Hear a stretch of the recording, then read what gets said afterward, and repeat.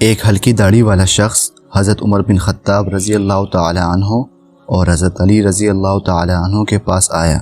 اس کی آنکھیں اندر کو دھنسی ہوئی تھیں اور زبان ذکر و تسبیح میں مشغول تھیں۔ حضرت عمر رضی اللہ تعالی عنہ نے ان سے پوچھا کہ آپ نے صبح کس حال میں کی؟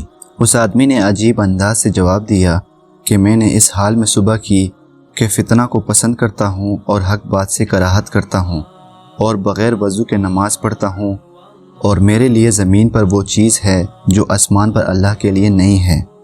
یہ سن کر حضرت عمر رضی اللہ تعالی عنہ غصے میں آ گئے اور اللہ کے دین کی خاطر انتقام لینے پر آمادہ ہو گئے اور اس آدمی کو پکڑ کر سخت سزا دینے لگے۔ تو حضرت علی رضی اللہ تعالی عنہ نے ہنستے ہوئے کہا، اے امیر المومنین، یہ شخص جو یہ کہتا ہے کہ وہ فتنہ کو پسند کرتا ہے، اس سے اس کی مراد مال و اولاد ہے، جیسا کہ اللہ تعالیٰ کے اس فرمان میں مال و اولاد کو فتنہ کہا گیا ہے، انما اموالکم و اولادکم فتنہ، اور حق کو ناپسند کرتا ہے، اس سے اس کی مراد موت کی ناپسندیدگی ہے، اور بغیر وضو کے نماز پڑھتا ہے، اس سے مراد نبی کریم صلی اللہ علیہ وآلہ وسلم پر درود بھیجنا ہے۔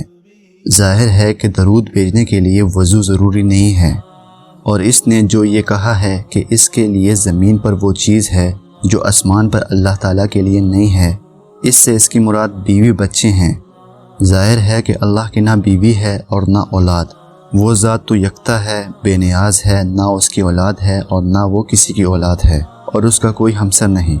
حضرت عمر بن خطاب رضی اللہ تعالی عنہ کا چہرہ خوشی سے دمک اٹھا اور ہونٹوں پر مسکراہٹ پھیل گئی، اور خوشی سے جھومتے ہوئے فرمایا، وہ جگہ ہی کیا ہے جہاں ابو الحسن رضی اللہ تعالی عنہ نہ ہو، یعنی علی بن ابی طالب رضی اللہ تعالی عنہ۔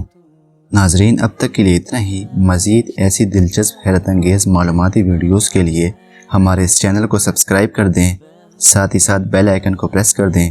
شکریہ۔